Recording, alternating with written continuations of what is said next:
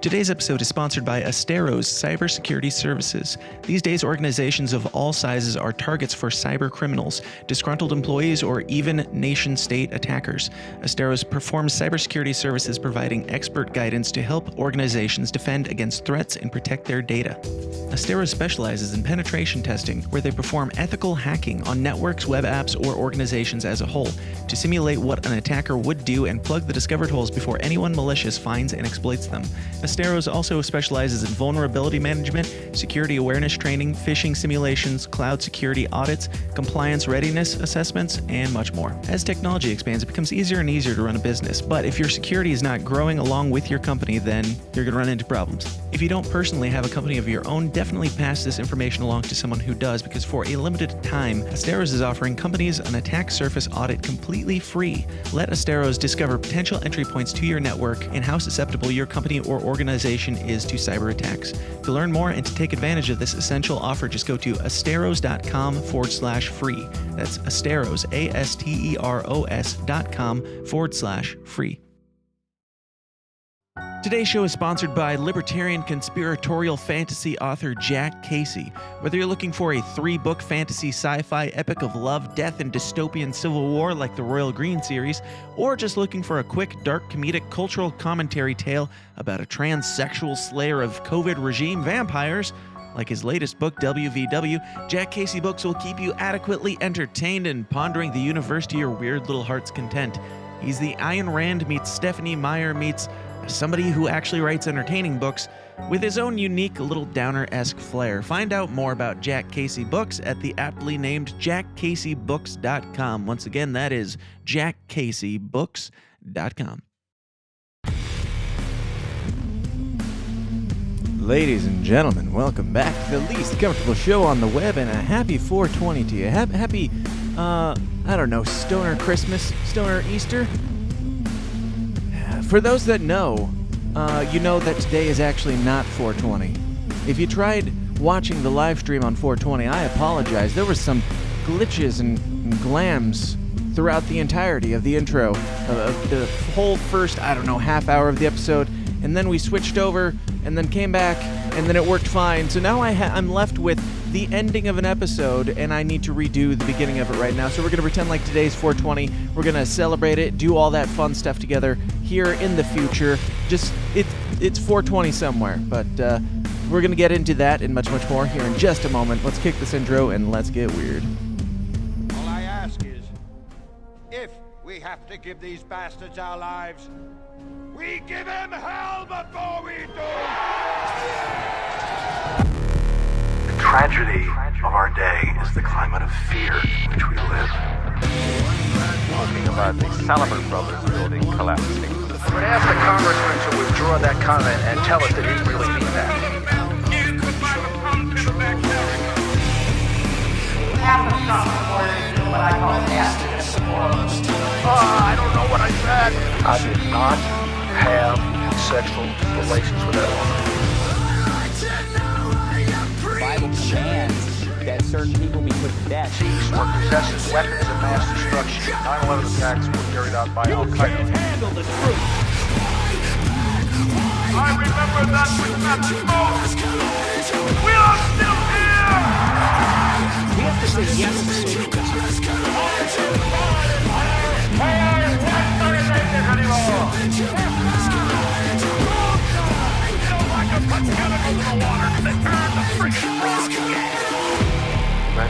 No, tomorrow. It's a big club, and you ain't in it.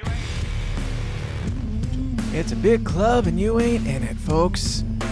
Again, happy 420 to you. Happy, I don't know. Happy stop throwing people into cages where they will be raped and shanked for the rest of their life for smoking a plant that grew in the ground day to you guys. All right, kill the music. That's enough. Like I said, this is going to be a bit of a... maybe you won't even notice. Maybe I shouldn't have even pointed out, because I know a lot of you don't tune in for the live stream, and shame on you, and a lot of you don't watch the video, and shame on you even more.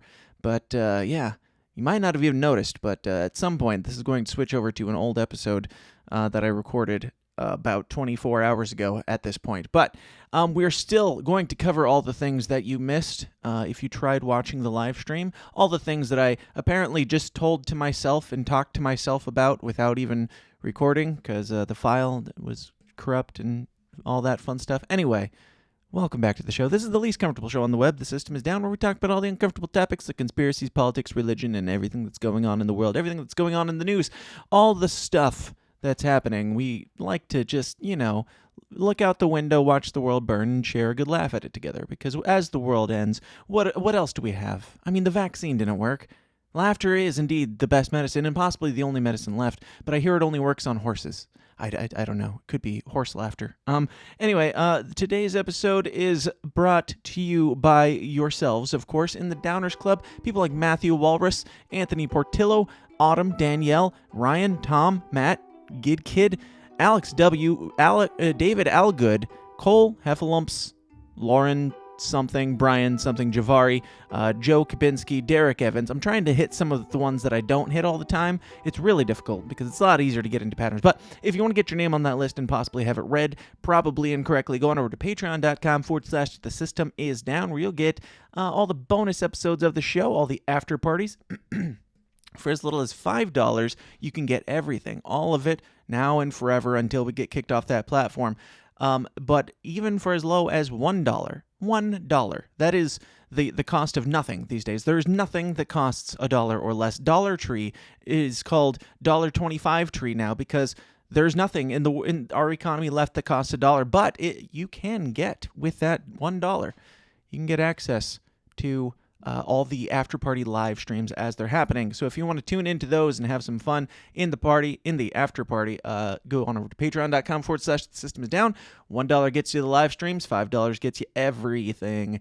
And that is, again, $1 per month. So it doesn't get any cheaper. There's nothing in the world that is cheaper than that right now. More weird, more raw, more offensive, more weekly content, all the bonus stuff over at patreon.com/the system is down in the Downers Club. That is the way that we keep the lights on around here and keep going, because YouTube doesn't allow me to, have viewers or super chats or monetization. I wasn't able to monetize before I got my monetization removed. Like, that's how based we've been around here all this time. Perhaps you're new, perhaps you're not familiar, but during all the controversial banning times, I got it pretty quick. So, anyway. Whatever. We're not here for the money, but I'll take it. So give it, please, and thank you. So again, we talk about the news here. We roast the news. We inform you while poking fun at it, giving it all the due respect it deserves, which is none. And we always have to start out with the good news. And the good news for today / yesterday, the good news for today on April the 20th is it is this man. Comic, comedian, alleged comedian, confirmed coward, Dave Smith. It is his birthday today, and that's great. Happy birthday, Dave. I hope you had a good one. For those that don't know, Dave not only shares his birthday with weed. I think it's weed's birthday also. Dave not only shares his birthday with cannabis, but he also shares it with this man. Perhaps you're familiar. His name is Adolf Hitler. Starting to get it now? Starting to see the patterns? You still believe in coincidences? Not me. Not me. So, happy birthday to everybody whose birthday it is. Not everybody whose birthday it was necessarily, because I would hate to get called a Nazi or God forbid, even worse, my transitions. God forbid, even worse, dark MAGA.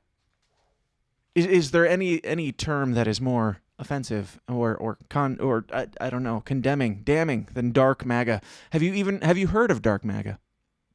I hear that we're supposed to be very scared of it. So we're going to dig into dark MAGA today and find out what it is. It was trending on Twitter yesterday or 2 days ago or something. So it's like really scary. And this comes from Newsweek.com, so it's legit.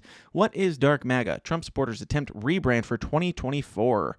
A small fringe of Donald Trump supporters is calling for the former president to get back on the highest stage of U.S. politics with a vengeance, with motto, #DarkMAGA. Dark MAGA. I should have got a sound effect. Let's see. Dark MAGA. There we go. More of a meme than a political slogan. All right, so I would say maybe this story should end there. Or are we going to continue talking about something that even you have only confirmed to be a meme and not like a movement yet? Yet, until you make it into one by screaming, Dark MAGA, until a bunch of people are like, yeah, that's pretty cool. I guess I'll be Dark MAGA. That's typically how these things seem to work. I mean, alt-right wasn't even like unofficial anything for the longest time. Like, it was just guys that weren't like neocons at the time, and then that morphed into other things because the media was so scared of it that people with unsavory opinions glommed onto it and ran with it as alt-right. But whatever. More of a meme than a political slogan. Dark MAGA is a post-alt-right. That's a few too many descriptors, I would say. Post-alt-right. I don't even know what the right is anymore. I certainly don't. I don't really understand what the alt-right is. Seems to be quite a spectrum to both of these things. But now we are beyond alt-right, whatever that means, and we are now on to post-alt-right, which means, I don't know, double the Nazi? Double the fun? Double the Zyklon? I don't know. Too far? Double, yeah, like, what's worse, exactly? Because they were saying, okay, I'm getting ahead of myself. Let's read a little bit more. Dark MAGA is a post-alt-right aesthetic that promotes an authoritarian version of Trump in dystopian Terminator-like images. Gasp. Sounds, just funny so far. So, meme. In some, the Trump Tower is painted entirely in black, and the former president is seen piercing through the screen with blue laser eyes. Dark MAGA. The hashtag first appeared on Twitter on January 21st, and it had become increasingly popular by March. Sorry, I thought there was a number there. I don't read ahead. It had become increasingly popular by March, period. It can now be found in thousands of memes on Telegram and TikTok as well. Wow. Okay, so memes still. The aesthetics of the movement are easily recognizable images edited in red and black or red and blue, featuring people with blue laser eyes, often holding weapons or standing in front of neo-Nazi symbols. Okay. Sure.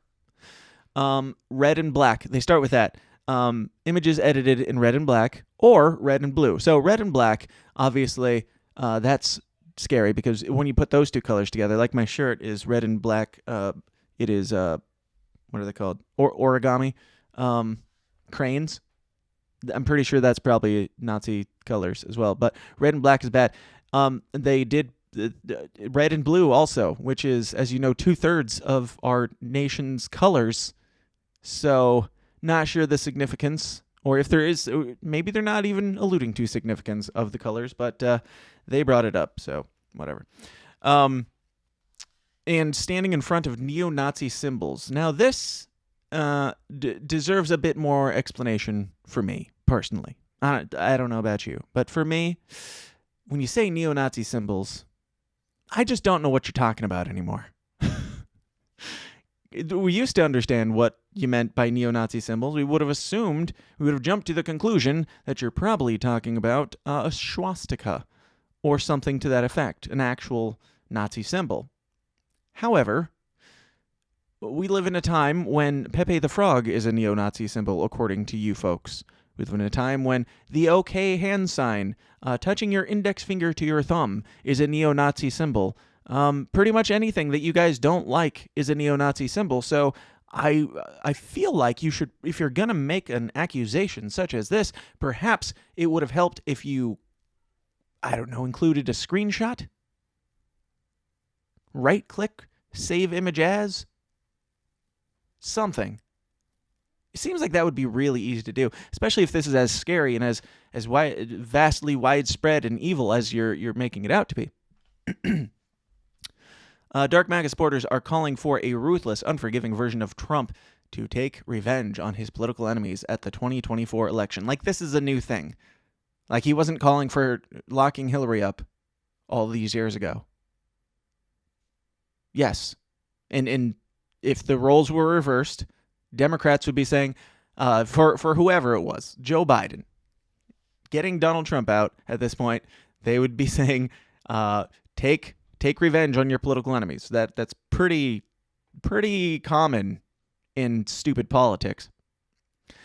Though the movement hasn't been recognized or endorsed by Trump in any form. Okay, all right. So this is nothing. You're scared of nothing, and you're trying to make us scared of nothing. Thank you for doing your job. Newsweek.com. All right. There's some stuff that doesn't really matter, or at least I don't see anything in it. Let's see. It's basically just they're making jokes of Donald Trump being a badass and coming back and kicking ass. That's it. Like that's this whole scary thing. And seems like there's not even that much of a point to it other than the joke. And I mean, the understandable joking or even understandable seriousness of, hey, Donald Trump was, from our perspective, Donald Trump was done dirty for 5 years. Yes, 5, possibly 6 years. And now we hope that he gets back in there and, takes care of it. That's not that unusual, I would say. Let's see. If you want to win, if you don't want to repeat the past, you have to get mean. You almost have to embrace the villain role that they're bringing you with. Yes, describes another supporter quoted by GNet. Oh, and this is another thing. These are their accounts of who the evil people are that are sharing this. They've got Dark MAGA as an aesthetic demand that Trump embrace a harder, more focused approach to the role only he can fill with. He was too kind-hearted, too forgiving. Dark MAGA demands he learn from his mistakes. Writes another Twitter user. They don't even say who these Twitter users are. They don't take a screenshot and black out the name to try and make it look legit. Maybe these are legit. I don't know, but I have no way of confirming because all they have is somebody said on some platform something.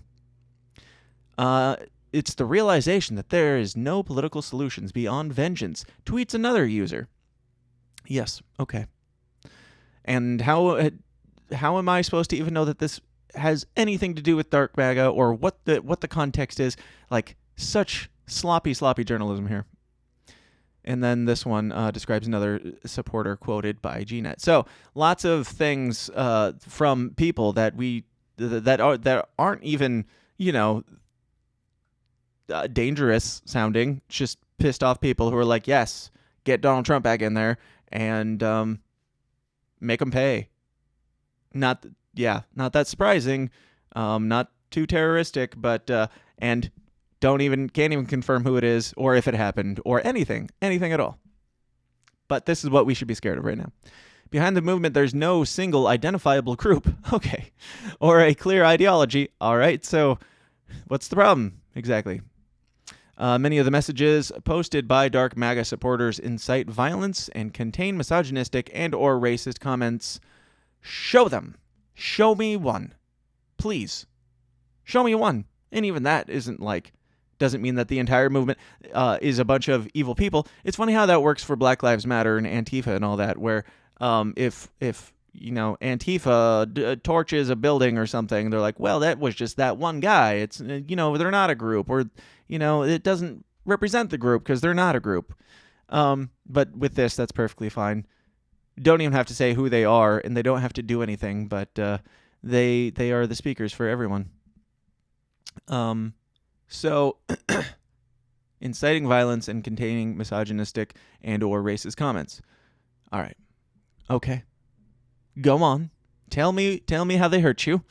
If that is true, at least give me a little bit of evidence. And if that is happening, how come they could come up with these lackluster quotes, but they couldn't possibly be bothered to write down any of the misogynistic or racist comments? Like, it's getting worse as we go further into this. The movement is full of early internet trolling techniques in the tradition of the post-Charlottesville alt-right, which has, since the deadly Unite the Right rally in Virginia in 2017, been trying to reunify that loose coalition of white supremacists and white nationalists under the same group, said Tim Squirrel, head of communications and editorial at the Institute of Strategic Dialogue. All right, cool. Okay, whatever.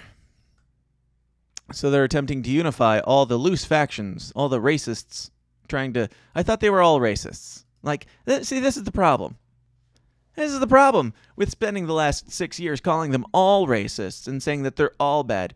It's when you try and ramp it up and say that they're worse, you've run out of room. You've run out of words to call them, because they were Nazis when they were putting up a hand sign in agreement with you. That was Nazi behavior.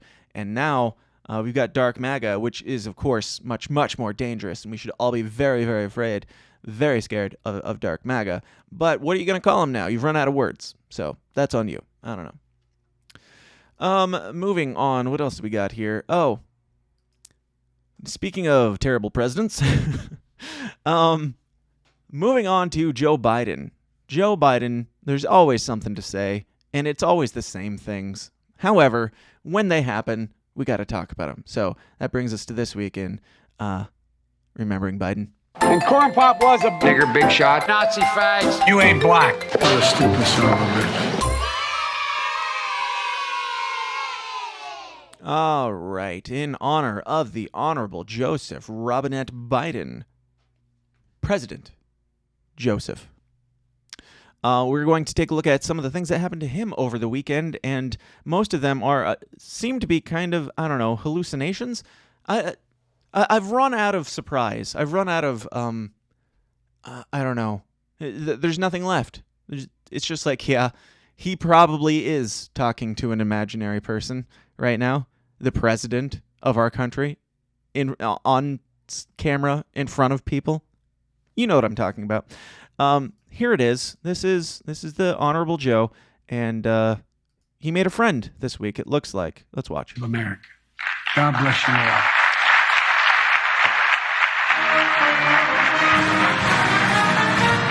That, or he got snubbed by his friend. He made a friend, and then he got snubbed by his friend. So for the audio listener, Joe Biden finishes this speech, turns to his right, sticks out his hand for a handshake, and lo and behold, there is nobody there to return it.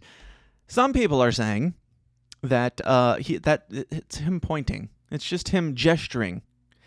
Very oddly specific gesture he has that looks exactly like putting out your hand for a handshake. And Occam's razor at this point doesn't point to just a normal hand gesture. Is there anybody that you've seen in the world? There could be. I could be wrong. But is there anybody you've seen in the world who, when they're done giving a speech, gives a hand gesture to people as just straight out horizontal 90-degree angle elbow handshake maneuver there, and then puts it away? I don't know. Like, Occam's razor at this point is this man is gone. And it's not fun to say. It is funny to say, but it's not exactly haha funny. It's like, oh God, oh no, funny. And he turns around. It looks like he might make the hand gesture again, and maybe, like, you can't see his hand, but his arm looks like it's moving to do some sort of gesture. I can't confirm that he did this, that he's ever done this one other time other than that one time where he pointed in a handshaking gesture.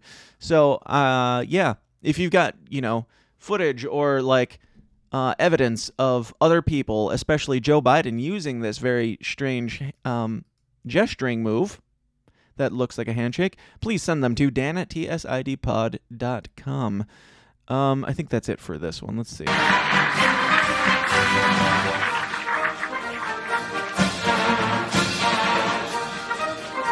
Yeah, that's it. He just wanders away. And he finally finds somebody to talk to. After getting snubbed by Barack Obama himself last week, he's not only been snubbed by former President Barack Hussein Obama. I'm not sure why I threw the middle name in there. It wasn't... I do it for Biden, too. Shut up. Not only was he snubbed by Barack, but now he is being snubbed by, I don't know, the late Nixon? Something? Who do you think? Let me know in the comments section.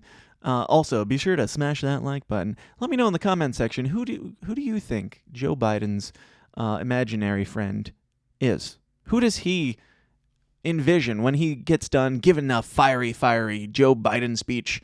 Who does he turn to and go, I did it, Dad, or whoever? Anyway, that's not all, though, sadly, for our honorable President Biden this week, because Easter happened, and when Easter happened, he made another friend suddenly. The audio to this doesn't really matter. It's somebody explaining, but I'm going to keep the audio off because it's got music playing. And I don't know if it's copyrighted, and it doesn't really add anything. But Joe Biden's at the White House. They're doing this Easter event. They're doing like egg runs and stuff. I don't know what kids do on Easter. I don't, I don't do things for my kids. I don't know what they do. If they have an Easter egg hunt, that's on them. If they dye Easter eggs, great. I'm just kidding. They are getting kind of to that point where they really don't care anymore, though. We didn't do either one this year because they're getting old. They're getting old and lame. So Joe Biden, for this Easter thing, he's off to the side just schmoozing it up with some people, or at least he thinks he's schmoozing it up with some people. I'm not entirely sure what they're talking about, but then comes... Apparently he was needed somewhere. He turns, sees the Easter Bunny, looks freaking terrified. Look at the look on his face. Like, oh shit. He staring into the eyes of Peter Rabbit. And then he's like, oh shit, it's supposed to be somewhere else. And this bunny is just flailing in his face like, dude, get your shit together. You have somewhere to be. Your handlers aren't here right now. I'm definitely not a CIA agent in a bunny costume. No, I'm the Easter Bunny, and I care about you. They have said who it was, and it was some whatever employee or something, somebody of importance. That doesn't matter. And they were whisking him over to do the egg race thing. But just the look on his face. I mean, the real story is the look on his face and the fact that they used the Easter. Why did it? For appearance purposes. I mean, was there not Secret Service there? Was there not his normal handlers around? Why? The message had to be delivered, obviously. You can't just let this man wander around free range for very long. Otherwise, he'll just, wander into the crowd and never be seen again. But why the Easter Bunny? This wouldn't have been a news story if a Secret Service agent walked over and said, excuse me, sir, you're supposed to be over here? Oh, okay. All right, I'll go, whatever. But they sent in the Easter Bunny, which just from this angle is even better. Just that flail. Hey, wake up. It's time to go, Dad. So that it makes you wonder, for a senile old man who seems to be hallucinating, at least in his handshakes and things, for a senile old man who, he's gone too. He's kind of gone. I wondered, from his perspective, what is happening here? Is this Easter Bunny even real? Is this all in Biden's mind? Or how does he perceive the Easter Bunny flailing in his face? And this is my best guess.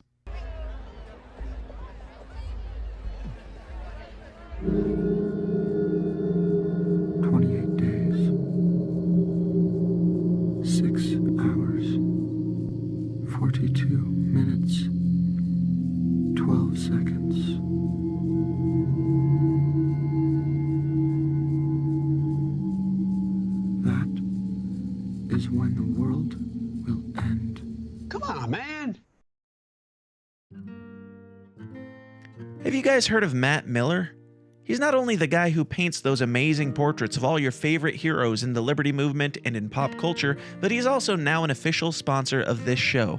From Murray Rothbard to Ron Paul, Dr. Robert Malone to Darth Maul, Matt Miller's Liberty Portraits has something fun for everyone to spice up your home or office and showcase your heroes.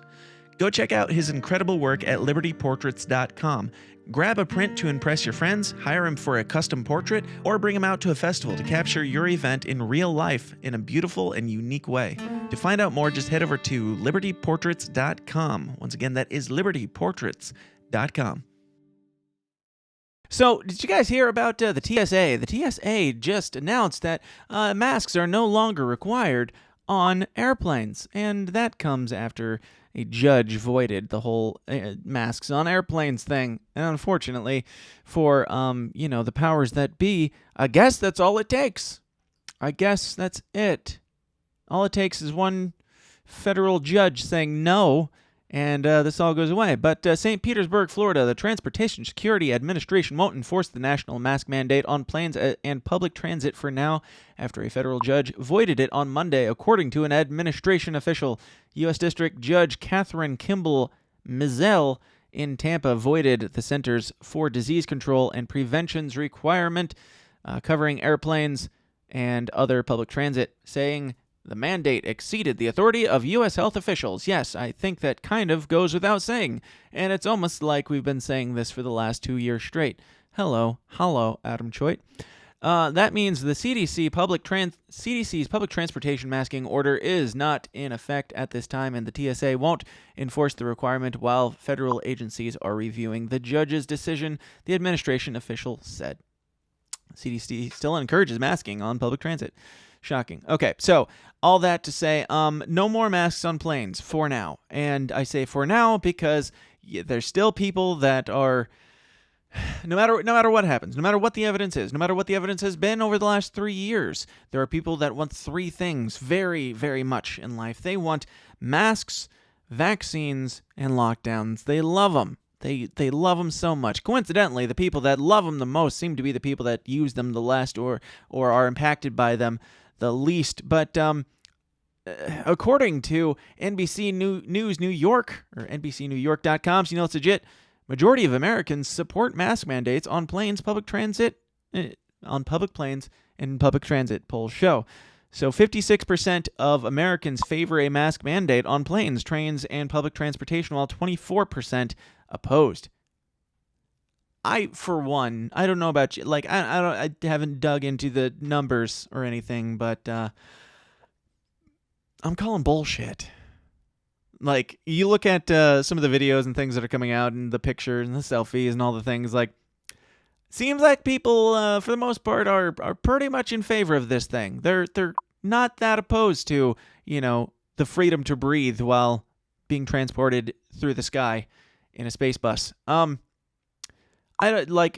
sure there are some people that are mad that they, that their neighbors aren't being forced to not breathe. But if your mask works, feel free to continue wearing it. As Joe Biden said when asked, he said, if you want to wear one, wear one. Yeah, no shit. Like, that was always the case. There was never somebody saying that you couldn't wear a mask on a plane. I mean, maybe if you go back, 20, 30 years, they would be like, are you trying to rob us? Because you look like you're trying to rob us, or you're a crazy person. Or, more likely, if it was a medical mask, they would assume that you have a medical condition, which, of course, if you're still wearing a mask, you do have a medical condition. It's called retardation. But the masks on planes are no more a requirement, and according to NBC New York, of all places, people are pissed. Most of the people love it. Love. But, yeah, we had... So we touched on, what do we got? Masks. Now we got to move on to Jen Psaki being asked why don't they need masks in the press room by Peter Doocy. This is the interpreter of the leader of the free world. That is her job. She is the mentally broken interpreter. She's on her way out too, by the way. Can you you're going to find out here that she doesn't have the best answers. Her answers have gotten less good as time has gone on, especially since she announced that she's going to be leaving soon to go work for MSNBC or somebody as a news pundit. But this is the type of journalism you can expect. But it's almost like she has senioritis. She knows she's on her way out, and now here's what the reason she gives for this question. Thank you, Jen. You said about this mask ruling out of a federal court in Florida that it's a disappointing decision, and you say you continue to recommend that people wear masks. Why is it that we can sit here in the White House briefing room with no masks, but people can't sit in an airplane cabin with no masks? Well, Peter, I'm not a doctor. You're not a doctor. That I'm aware of. If you're a doctor, I wasn't aware of that until today. Okay, not a doctor. Just making sure. I don't know. These chums, these snake lizard people all working together. And this is the go-to now. If you don't feel like answering a question, you're just not an expert on it, so you have no right to discuss it. Ketanji Brown Jackson, the Honorable Judge Ketanji Brown Jackson, to be, more accurate, when asked if she could define a woman, said, "No, I'm not a biologist." Jen Psaki, when asked if why they don't need masks there, but they need them on planes, the only thing she could come up with was, "I'm not a scientist." Okay, sure. You're not a scientist. So the scientists came in and they said to you, it's perfectly fine for you to wear them here, but not wearing them in the sky. In the sky, it's worse. Now, if she was like, this is the reason why I think it's senioritis and she's not as stupid as she's playing. I think she just doesn't give a shit at this point, is because all she would have had to say is the obvious answer, which is a very arguable point that there's the circulation in the airplane keeps the things, the COVIDs all roaming around, the particles all floating around in the tiny atmosphere, the enclosed environment. It's smaller space with more people, yada yada. It wouldn't be that hard to come up with an answer like that, which is why I think that Jen Psaki is actually just done. She's thrown in the towel. She doesn't care what you have to say, Peter Doocy, and she doesn't care about what Biden has to say either. And Nor do you play one on TV. Nor does he play one on TV. There you go. Most days. But these determinations, remember the masking guidance is green, yellow, and red. We are currently in a green zone in Washington, D.C., so they're not recommending it. Some people can still wear a mask if they want to. Many people do, or wear them in meetings, or wear them at certain times where you're going to be around or sitting close to people, or maybe. So again, you can wear masks if you want to. Like, this is news. Like, this is something new.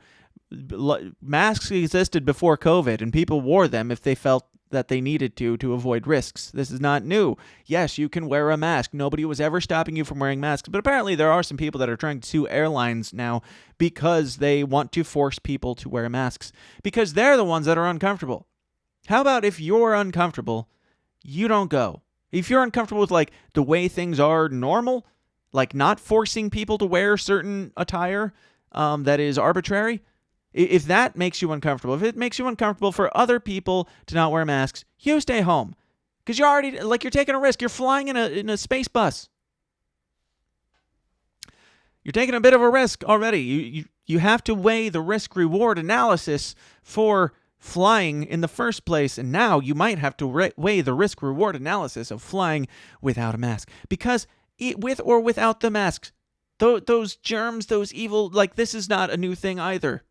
People have always been gross. People didn't just start being gross when this thing was made in China. That's not new. People are gross, and if you fly in a space bus, you might get a little gross. That comes with the territory. Anyway, moving on. Dr. Anthony Fauci is currently, I don't know, tuning or jumping onto anything that will actually have him, because nobody really cares what this man has to say right now, and for good reason. But I care a little bit when he comes out and tries to explain why China is locking down and why what the purpose is for these lockdowns and why. Let's just watch it. We'll find out together. Else, but lockdown has its consequences. You use lockdowns to get people vaccinated so that when you open up, you won't have a surge of infections because you're dealing with an immunologically naive population to the virus because they've not really been exposed because of the lockdown.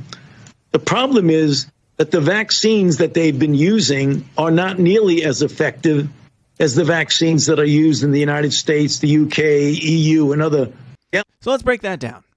What he just said is the purpose of lockdowns is to basically coerce people into getting vaccinated. And the reason why they need to get vaccinated is because they've been under lockdowns, so their immune system isn't strong enough because it hasn't come in contact enough with the virus. If I'm understanding that correctly, that is absolutely nightmarish bullshit right there. So justifying lockdowns because it will because punishing you until you take a vaccine is the way to do it. And you are more likely to need the vaccine if you are under lockdowns. Problem, reaction, solution. My friends, that is what we have here. Let's watch this again and see if there's anything I missed. But lockdown has its consequences. You use lockdown. Lockdown has its consequences, like destroying lives, like raised suicide rates amongst men, women, and especially children, like brainwashing, like businesses collapsing, like people not being able to feed their families, like that Twitter city that we saw last week where people are just screaming out into the dead of night because they can't stand life anymore. Yes, it has its consequences. Those are just a few. To get people vaccinated so that when you open up, you won't have a surge of infections because you're dealing with an immunologically naive.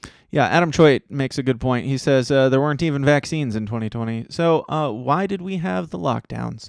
And it's just obvious utter bullshit that this. I don't know. He's just trying to explain China's behavior, I assume, because China has weaker vaccines than we have. I don't know what the science is behind that, personally, but if given the benefit of the doubt, if China has weaker vaccines and we need to lock people in their homes so that until they get the weaker vaccines because their immune system will be weaker, none of this makes any sense at all. All right. So people love their vaccines still. Certain people, the people that make money off of them primarily. And speaking of vaccines, this came out of Joe Biden's administration this week. This is from Secretary Xavier Becerra, whatever. I don't know who this guy is, but it's through the White House convening on equity. So it's an equity meeting with Secretary Marisha Fudge and Secretary Xavier something. And this is what they had to say about vaccines. Just in passing. This is just a throwaway comment. Just listen. Here we go. We're going to need audio. By having better data. Secondly, by having better data, we can do a couple of things.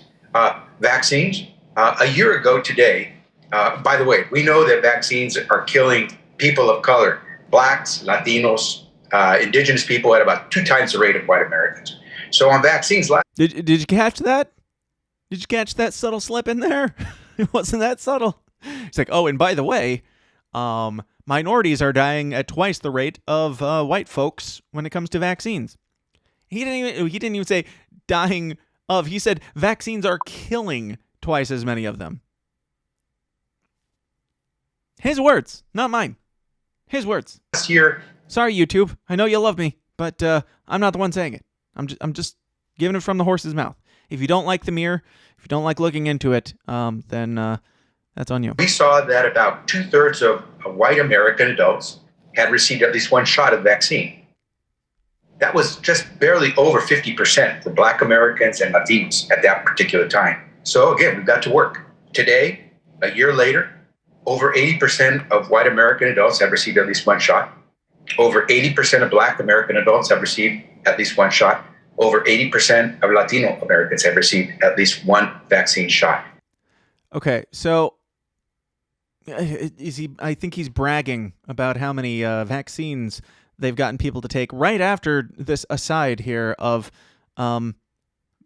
twice as many Black and brown folks are dying from, or the vaccine is killing, according to him. Now let's see. Let's get a little bit of context. I haven't dug into this that much. I didn't see this link before, so we're going to click on it and see what happens around this because I am a very professional journalist. Better data, so good quality data, better collection methodology, so we could actually figure out where we needed to go rather than wait for you to come to us. Secondly, by having better data, we can do a couple of things. Vaccines. A year ago today, by the way, we know that vaccines are killing people of color, blacks, Latinos, indigenous people at about 2 times the rate of white Americans. So on vaccines last year, we saw that about 2/3 of white American adults had received at least one shot of vaccine at that particular time. So again, we've got to work. Today, a year over 80% of Black American adults have received at least one shot. over 80% of Latino Americans have received at least one vaccine shot. That's because we went to you and we had better data to tell us. Same time, President Biden made a commitment. We're going to get more people insured so they have access to healthcare and the peace of mind that comes from knowing you can take your child to the hospital and not go bankrupt. What did we find? Well, too many folks in our communities were not getting the care they needed because they weren't getting the insurance they could afford. We went to work. All right, whatever. Seems like he's bragging about how many people they're sticking and how happy they are about it. I could be wrong, whatever, but just that little nugget there seems a little bit important to me. But that might just be me and my evil racist ways of not wanting minorities to die at twice the rate of white folks because of the vaccine that's being pushed on them by the elites. Again, it's not a race war. It's a class war. It's not a left and right war. It's a class war. It's the powers that be that want you mad at the person next to you because of their skin color, so you're not focused on the people that are killing them. It's funny. Like, this reminds me of, I went to a dentist last week or the week before. I think it was early last week. And fine dentist, no issues at all. But I walk in, and the nurse takes me in and sits me down, and she's like talking to me, and she's like, "Hey, do you want?" She's a black nurse, by the way. It matters to the story, otherwise, who cares? But black nurse lady, super nice. Takes me and sits me down. She's like, "Oh, do you wanna have the TV on?" I'm like, "Yeah, sure. Go ahead and turn on the TV, whatever." And she's like, "What do you want to watch?" And I'm like, "I don't care. Just whatever's on, news, whatever. I don't care. Just give me something to look at." And she turns it on, and it's like this, I don't know, Good Morning America or one of those stupid, kitschy news, quote-unquote, shows that I compete with during the day. And it's like this long thing. Like, I wasn't able to watch it like that intently, so I don't know the entire premise, but from what I could gather in the, 5 or 6 minutes that I was there, I was watching, paying attention before they started digging away in my face,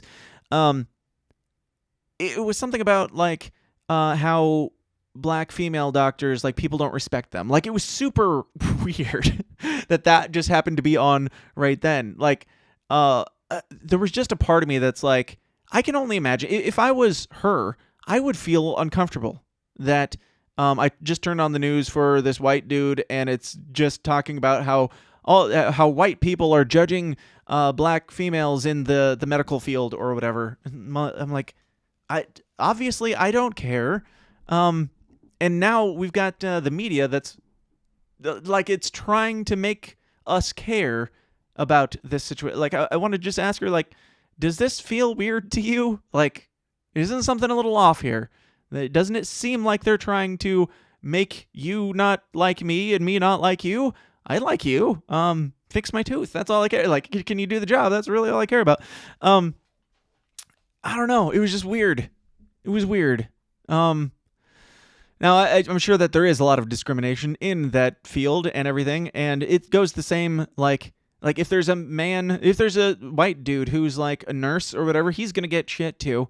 It's called a nurse and made fun of or whatever, because that's a woman's job. Yeah, there are shitty people who make fun of you for your jobs, and they will think that you are not as qualified as somebody, like, and it's not even like the doctor thing. If you had like an Indian doctor, they'd be like, yeah, that's what, or like, I don't know what the stereotypes are, Indians or Asians or something. There are certain ethnicities that aren't just, straight white dudes who are, like, people assume are going to be better at doctoring or what have you. There are stereotypes out there. They're all, they're up for debate, obviously. There are good doctors who are certain ethnicities, and there are bad doctors who are certain ethnicities, and it doesn't obviously have anything to do with their skin color. But I just thought it was weird that we have to live in this world now where you turn on the news and they're talking about, hey, be uncomfortable with each other. Like, people are uncomfortable with each other, yeah, some people are, but when it just so happens that you turn on the news and they're talking about the racial discrimination against black women in the medical field, when I'm like there with a nurse of color in the dentist's office. And she was great. Obviously, I have no problem with her. But, yeah, there is a part of me that wants to ask sometimes those things. Like, does this help you? Does this make you feel better? Do you feel like this represents you? I guess is the best way to put that. Because it doesn't represent me. Yeah, and I imagine there's a lot of people in her situation that feel the same way. Anyway, and of course she couldn't be like, all right, never mind, we're going to change that and turn that off. And of course I couldn't either because that looks even worse. But either way, awkward and weird that this is so prevalent in our culture now. Yeah, anyway. But moving on, we're going to talk about some Twitter stuff. We're going to talk about Twitter. It's more specifically Elon Musk and his rampage against Twitter. But there's lots of stuff going on with Twitter. And the first one, I had this pulled up last week. We didn't quite get to it because we were talking about all the libertarian bullshit. But Jack Dorsey's, the NFT of Jack Dorsey's very first tweet went up for sale again. It's not the first time it's been on sale. It's an NFT screenshot, basically. Very expensive, pricey screenshot. If you don't know what an NFT is, that's it. It's a pricey screenshot. An NFT of Jack Dorsey's first ever tweet, which sold for $2.9 million just last year, was put up for sale and only got 7 offers from $277 to $6. Like, what more evidence do you need that NFTs are kind of a joke? And by kind of a joke, I mean basically always a joke. Like, the only time I've ever heard anything about NFTs, and I'm open to being proven wrong as always, but the only time I've ever heard about anything of value being gleaned from an NFT was like Tom McDonald buying that Eminem beat.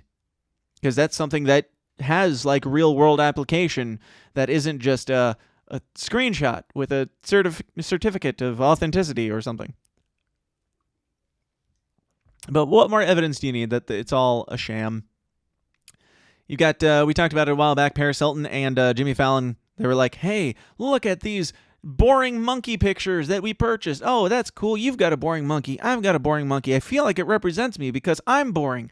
And then the price of boring monkey pictures skyrocketed, which is absolutely stupid. But this is literally just like this. Sure, you've got a monkey generator thing, and that takes at least a little bit of know-how and technology to make the monkey look as boring as Jimmy Fallon. But this is literally just a screenshot.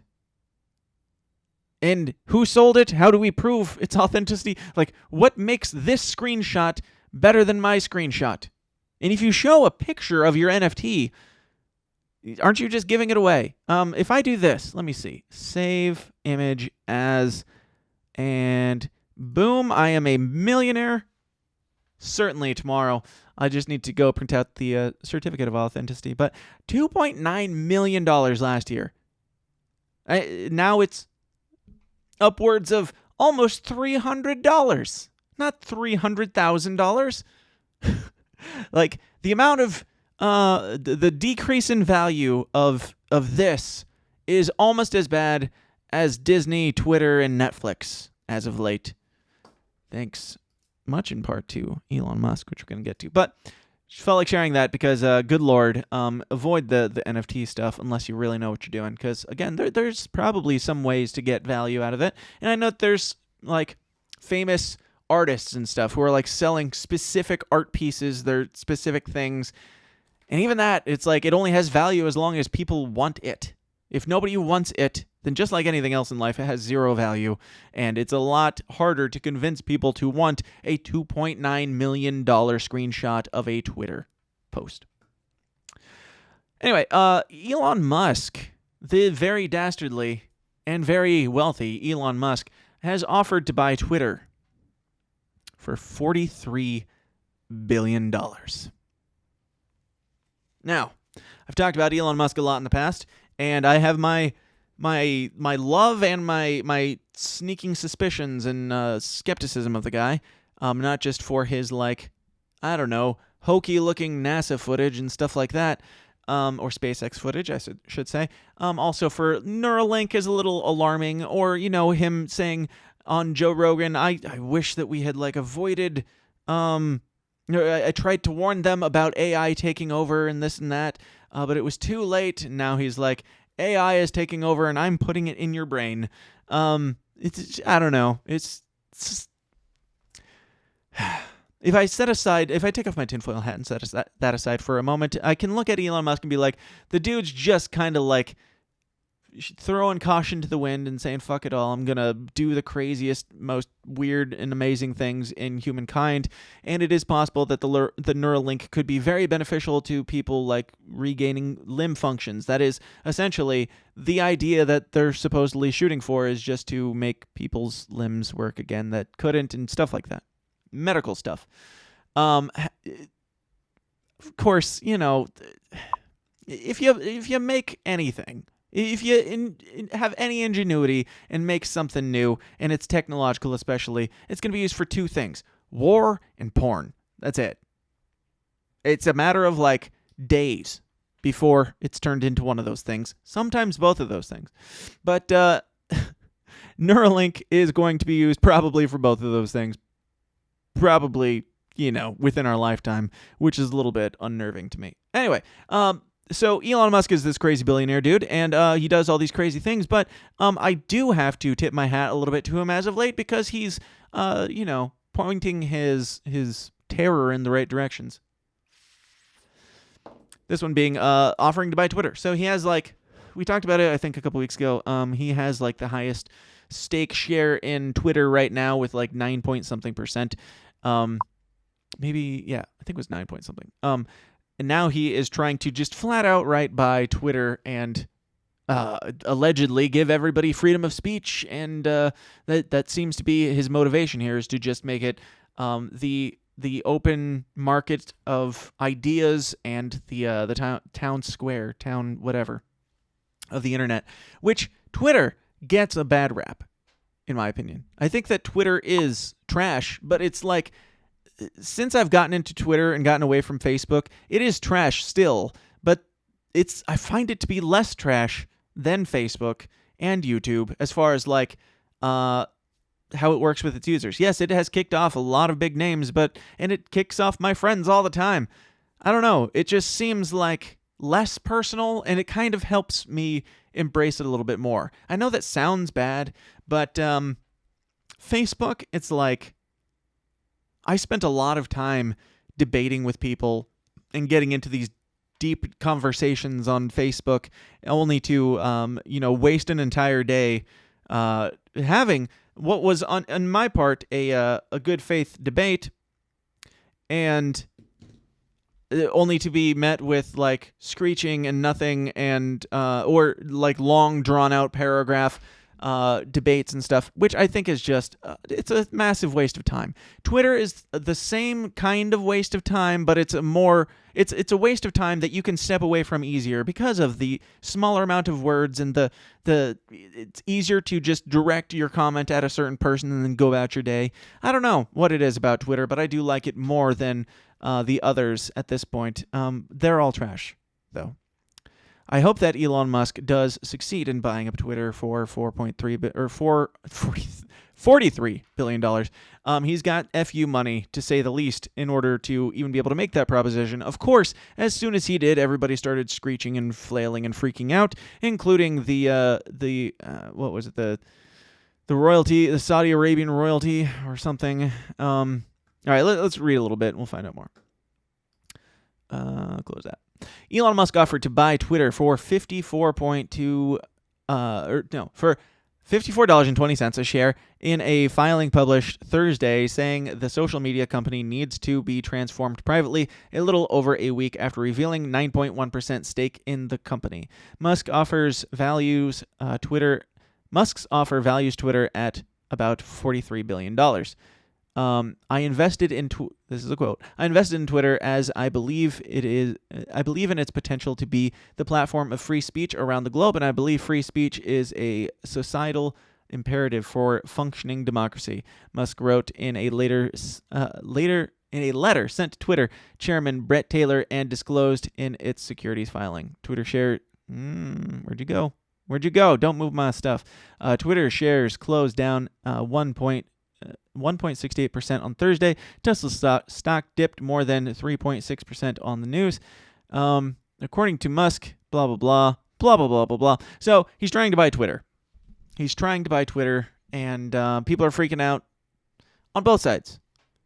There are free speech people, like myself, who are freaking out that it could be possible. I don't hold high hopes, because, for one, anytime you have high hopes, like, I try to stay white-pilled and all, and positive, and if something happens, great, but until something happens, I'm like, that's cool that he's trying, but I don't see it happening. And the reason why I don't is because they kicked off the President of the United States. The sitting President of the United States was kicked off of Twitter. And, you know, back when it was Alex Jones, we were like, it's just Alex Jones. Oh, it's just Milo Yiannopoulos. Oh, it's just Paul Joseph Watson. No, it's just these crazy people. Oh, it's just the President of the United States. And then it's like, oh, well, he is crazy, but that's a little bit far. And then he starts kicking off all your friends and everybody for making jokes and saying anything, and it gets a little bit more concerning because now it's come down to us. What was I saying? I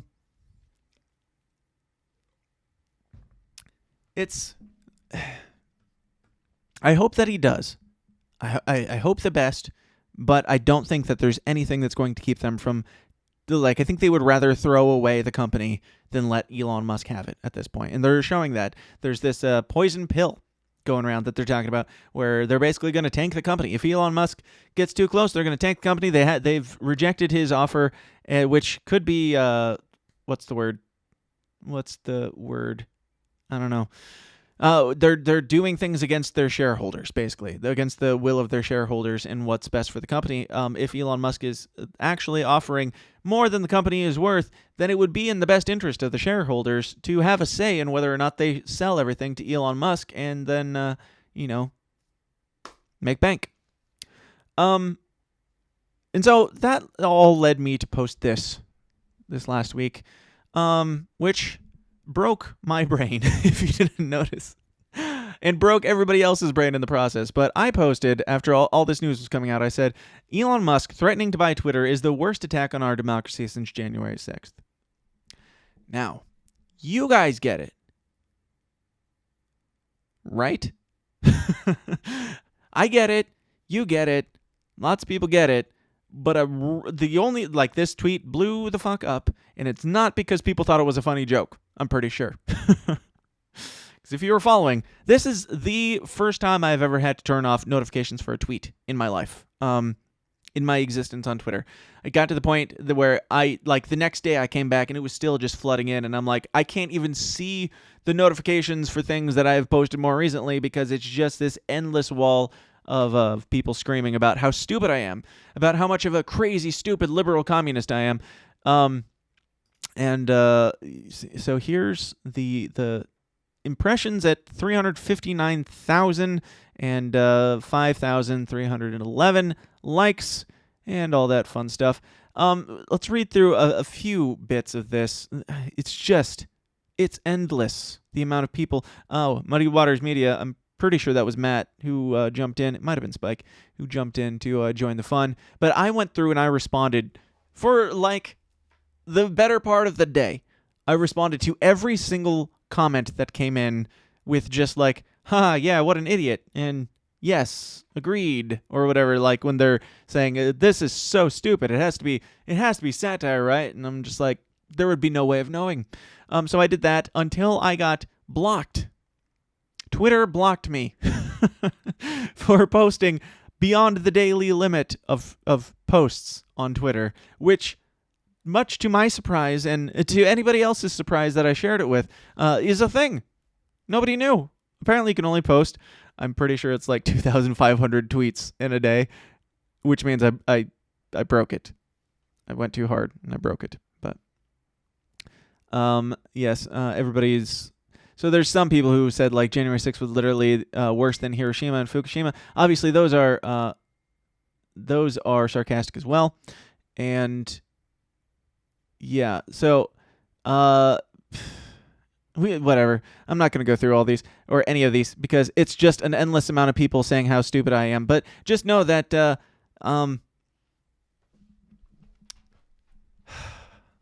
if you're looking around on my page and you're not sure what the joke is or what the punchline of the joke is, you suspect that there might be a joke but you can't find the punchline, you might be the punchline, actually. Just are we back? Man, this is not going well. You might be the punchline. So keep that in mind. And just I understand the argument of like, well, it's so hard to tell these days. I've been duped myself. I've been like, oh, this person's stupid. I usually, like, if I get to the point where I'm like, this person's really dumb, like, I'll spend at least, 10, 15 seconds to click the profile, see what I'm working with, and make sure I'm not getting duped. And I have been duped before, so I get it. And it is getting harder and harder to tell what is and is not satire, but all I'm asking, I'm not asking that you be as smart as me or as quick-witted or as funny as me. All I'm asking is before you go out and make yourself into the punchline, just go click.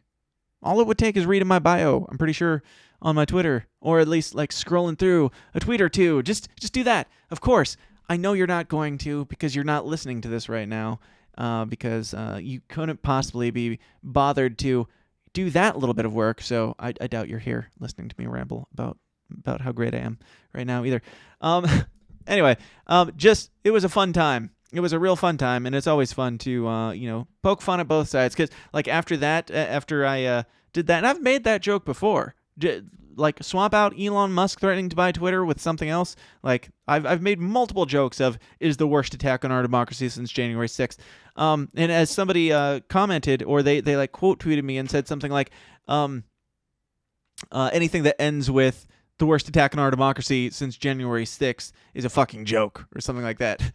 Or is obviously satire, LOL. They thought that they were owning me by saying that and not even realizing the layers and the levels of irony and what misunderstanding goes deep, and it's a beautiful thing. That is why Twitter to me is fun, because of the nonsense. And if you're not enjoying Twitter, you're not doing it right. Get off and run away immediately. That's the point there. By the way, back to Elon Musk. Oh, that button didn't work. Back to Elon Musk from the NewYorkPost.com, so you know it's legit. Elon Musk posts cryptic love me tender tweet as Twitter battles escalate. So an ambiguous reference to an Elvis Presley song released in 1956 could offer a hint at the next stage of Elon Musk's effort to buy Twitter. The theory is that Musk, I guess, hinted at that there was a plan B if this didn't work out. He said, yeah, there's plan B. I'm not talking about it or whatever. And now he's put out this love me tender thing, which could just be absolutely nothing, but it's probably code for something. They are alluding to the idea that it is him buying shares, buying up people's shares from directly from the people rather than buying it outright, which could be a good workaround. But in another tweet, Musk posted an upside-down smiley face emoji while resurfacing a 2017 thread in which he asked how much it would cost to buy Twitter outright. While Musk provided no further details in the post, the throwback Elvis reference is a potential sign that the billionaire is considering a hostile bid to bypass Twitter's board and make a direct offer to company shareholders with a so-called tender offer. So that's where they think this is going. A prospective buyer pursues a takeover by publicly asking shareholders to sell their stock at a specific price. And yeah, that's pretty great. The poison pill provision, a defensive tactic frequently employed during takeover battles would flood the market with discount Twitter shares if Musk acquired more than 15% of the company. Musk currently owns an approximately 9% stake. Musk has demanded that Twitter board allow shareholders to decide whether to accept his offer, a potential precursor to a formal tender offer for control of the company. Quote, "It would be utterly indefensible not to put this offer to a shareholder vote. They own the company, not the board of directors," Musk tweeted last week, hours after his offer went public. Yeah, So he's doing some fun things.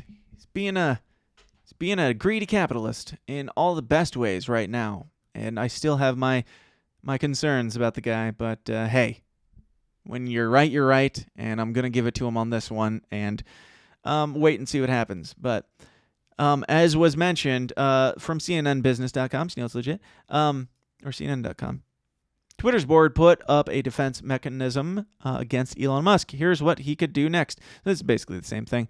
Just talking about all that fun stuff.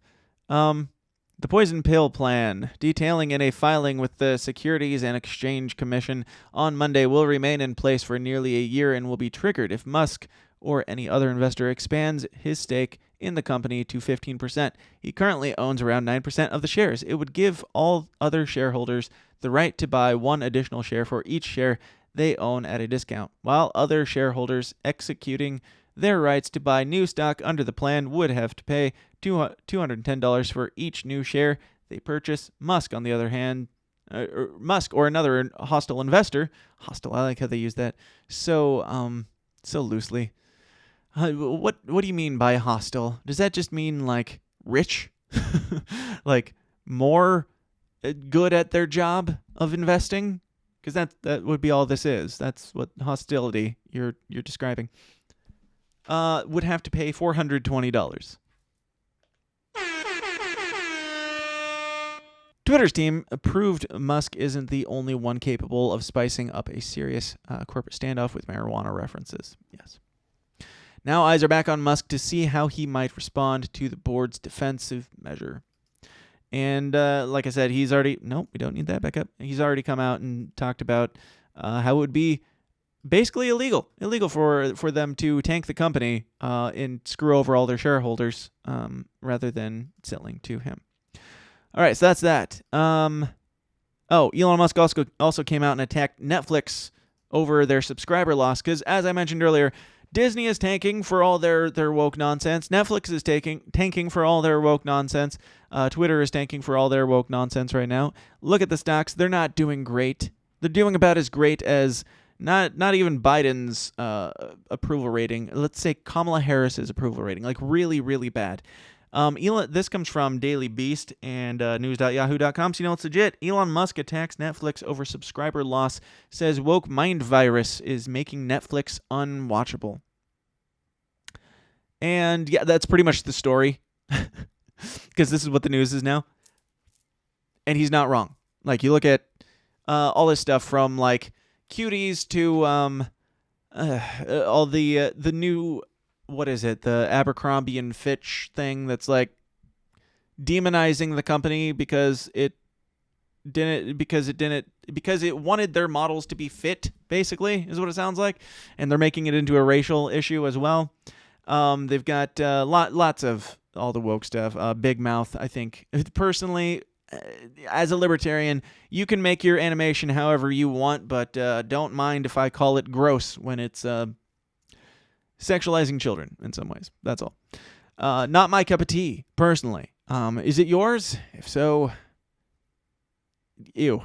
Now, got a couple more things here that I wanted to touch on before we jump over into the after party. And I might have to go pick up my kid before we do the after party. So things are a mess today. I apologize for that. But we will get things sorted out before next week, and we'll be back then in much smoother fashion. I believe next week I am going on Dave versus Goliath at 5 p.m. corn time on Monday evening.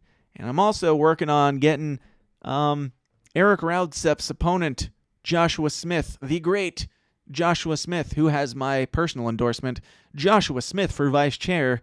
I believe he's coming on. We're going to figure out time for him to come on next week, too. We can grill the shit out of him, too. Let's see. Oh, somewhat on the topic of Elon Musk, Grimes is... This isn't really news, but thought this was interesting to point out. So Grimes... So she elaborates, quote, "My Instagram bio was," continued quote, "I pledge allegiance to the robot overlords for like 2 years. I thought people understood that I ultimately probably believe in an AI dictatorship. I mean, I don't think humanity is going to survive anyway.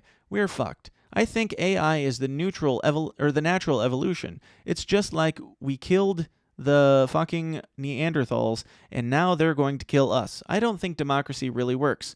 These are the kinds of things I think. I actually, for the short term, am a bit of a socialist, but not economically. I'm into free markets. What can I say? I think capitalism can solve some things. Wow. That is some dangerous word salad you've got there, honey. So you're a socialist, you're a capitalist, you're concerned. Oh, well, you're not really concerned about the AI dictatorship. You like dictators as long as they are artificial intelligence made by men and stuff. You think we're all screwed, so this is that. So she's basically just saying, I am a socialist capitalist who wants to just die and let the robots take over because that is the way of nature. This is the next evolution. We're all screwed. So basically what she's saying is she agrees with what Elon Musk has warned of in the past. Anyway, Libs of TikTok. We do have to touch on that before we go.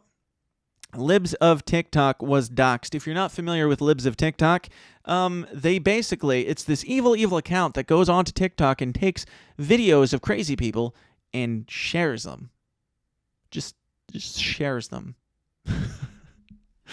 And because of, the left not being able to handle mirrors, thinking mirrors are acts of aggression, Libs of TikTok got doxxed. By Taylor Lorenz, no less. Washington Post, Taylor Lorenz. This comes from toddstarns.com, so you know it's legit. WAPO's Taylor Lorenz defends doxing woman behind Libs of TikTok account. Now, it starts off with Taylor Lorenz talking about online harassment. Recently. Like, very, very recently. We'll come back to that. But Washington Post reporter Taylor Lorenz doxed the woman behind the popular Libs of TikTok account Tuesday. In the story titled, quote, Meet the woman behind Libs of TikTok, secretly fueling the rights outrage machine on the platform owned by billionaire Jeff Bezos, Lorenz named the account founder against her will.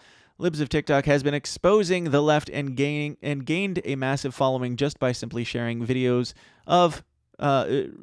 crazy leftists posted on the Chinese-owned app TikTok and beyond. Now, I don't know who Ton Starnes is, but he clearly has a bias too. So whatever. It's hard to find. Sometimes it's hard to find anything even remotely unbiased. But if I'm gonna have a bias, I'd prefer that the bias be in the same direction as mine. And I think Libs of TikTok certainly did nothing wrong in sharing. These people go on TikTok and they act insane for attention. Now, I don't personally have any issue with that. As long as it's not creepy, whatever, indoctrination or what have you. If it's just people being psychos or whatever, I don't think it's good or healthy, but I don't think it's bad. Whatever. It's I'm choosing my words carefully because I don't think it is a positive in our society to have people shouting their mental illnesses. And I'm not just talking about transgender or whatever. I mean there's trends on TikTok of people with Tourette's or people with tics or people acting weird, and it seems to be kind of having an impact on our society that isn't the best. And that's not so much the individual's fault as it is the society's fault for propping up. It's TikTok's fault. It's social media's fault for glorifying mental illnesses. But Lorenz, who tearfully complained about online harassment against women just weeks before, defended her own harassment on Twitter. The woman behind Libs of TikTok is an influencer who knows she operates a powerful online media brand. She threatened copycats with takedowns. See below. Filed a trademark for the name and inked partnership with other right-wing media companies, Lorenz tweeted. Lots of confidence. So whatever. So this was Taylor Lorenz a few weeks ago, and this is shared by Libs of TikTok. So the long and short of it is, Taylor Lorenz got attacked, and she's like, hey, doxing is bad, and online harassment is bad. And then she puts out this story about Libs of TikTok, who it's not common knowledge who the person is who runs Libs of TikTok. It's an anonymous account, technically. It has gotten out there in the past, so it wasn't like Taylor Lorenz was the one who necessarily broke the story, but she did include a person who, generally, obviously wishes to remain anonymous. She did include the name just because, which had really nothing to do with the story. But here's this. Let's see. You feel like any little It's piece Taylor of Lorenz, information a couple weeks ago that gets out on you will be used by the worst people on the internet to destroy your life. And it's so isolating. And terrifying. It's horrifying. I'm so sorry. You're fine. It's overwhelming. It's really hard. Now, I feel for you at the time. That would suck. That would suck a lot. And I wouldn't...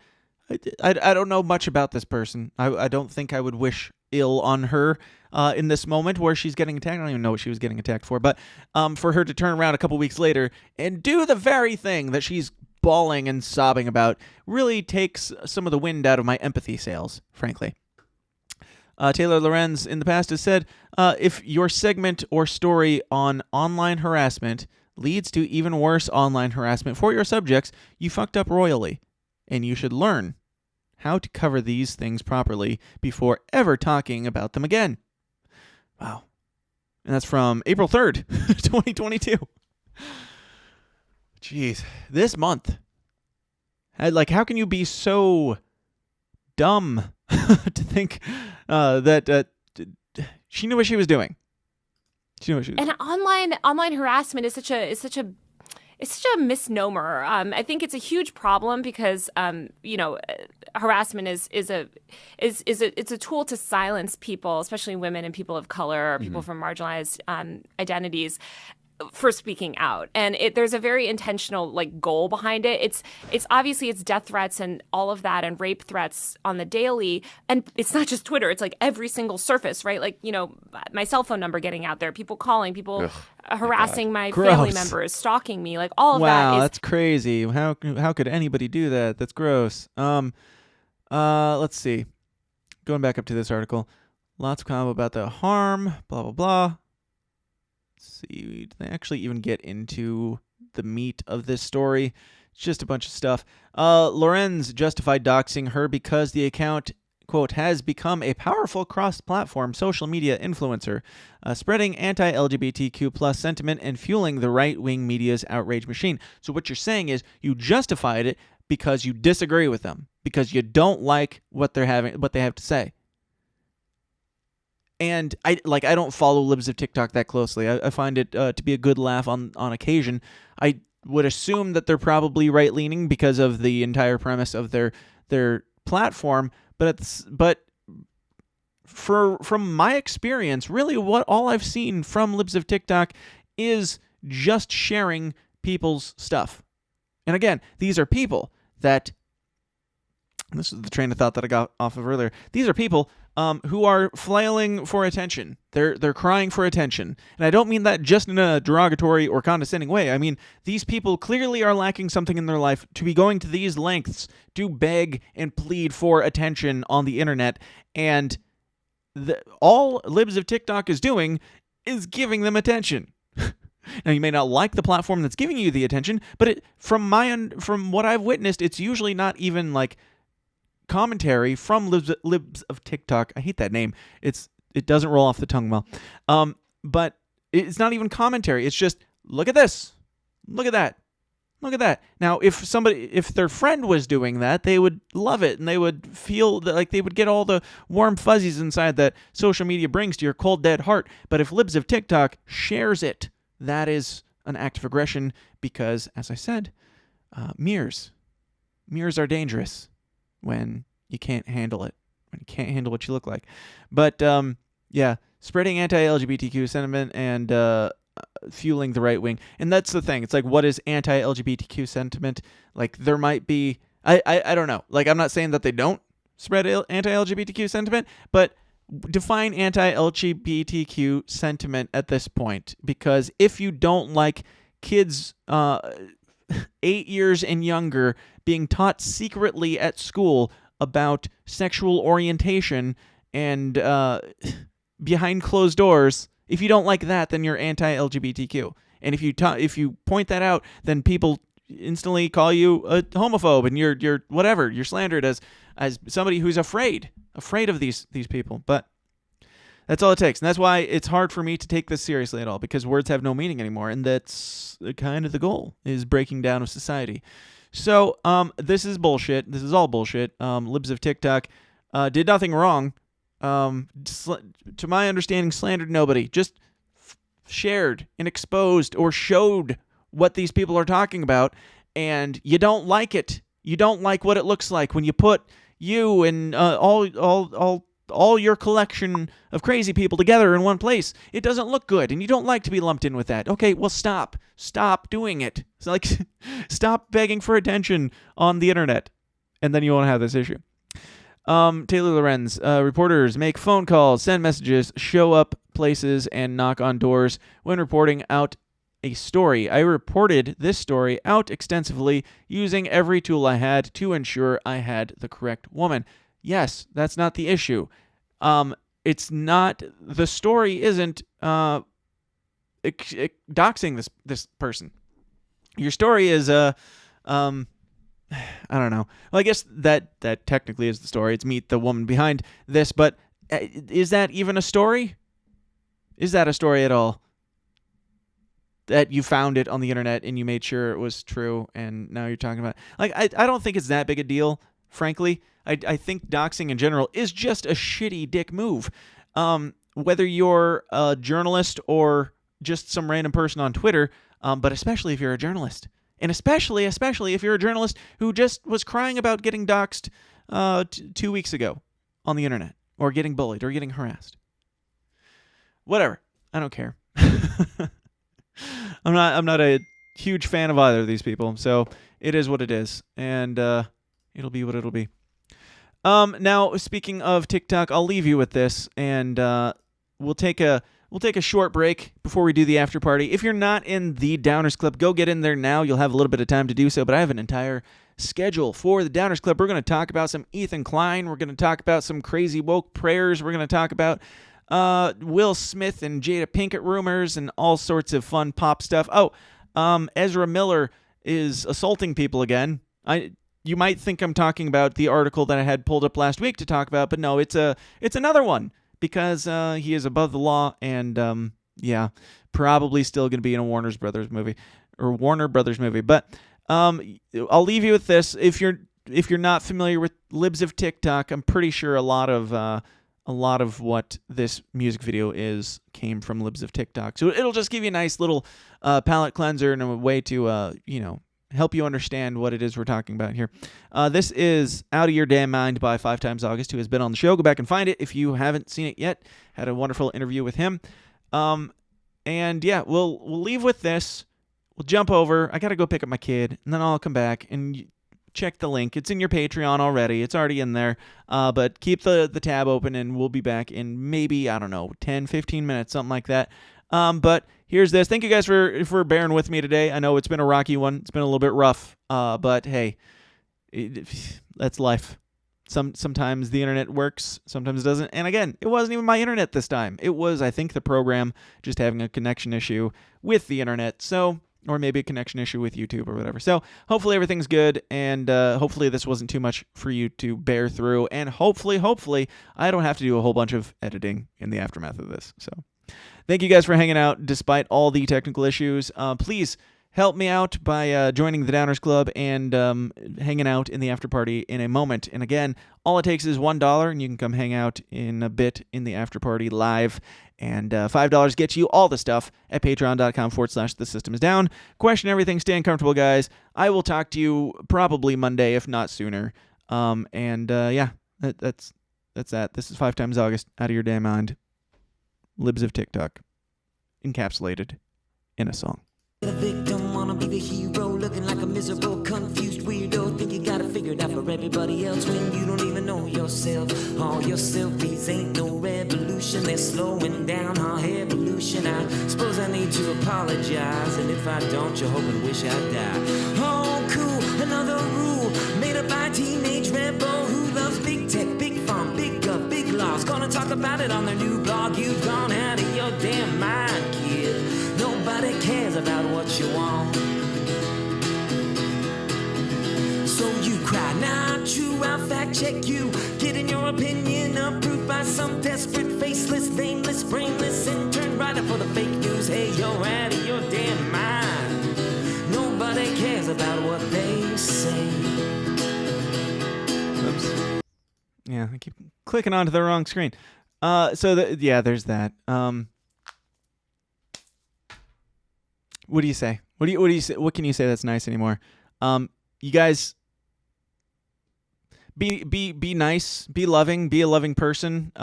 Don't hate people for mental disorders, but also don't go along. Don't live in their delusion. That's all. Like, love people, embrace them, maybe help them out. If they're stuck in a cult, help them out of it. But you don't get people out of cults by yelling and screaming about how they're in cults. I have nothing against any of these folks, but I do hope the best for them, and I think the best for them is not this right now, but whatever. It's been a fun one, guys. I'll see you guys in a bit. Until then, question everything, stay uncomfortable. See ya. Hey guys, thanks for watching. Be sure to like and subscribe on your way out and help us change the world one uncomfortable conversation at a time. And if you like what you hear and you want to hear more, go join the Downers Club at patreon.com/thesystemsdown for bonus episodes of the show every single week. Until next time, please continue to question everything, stay uncomfortable, and I'll talk to you then. Thanks.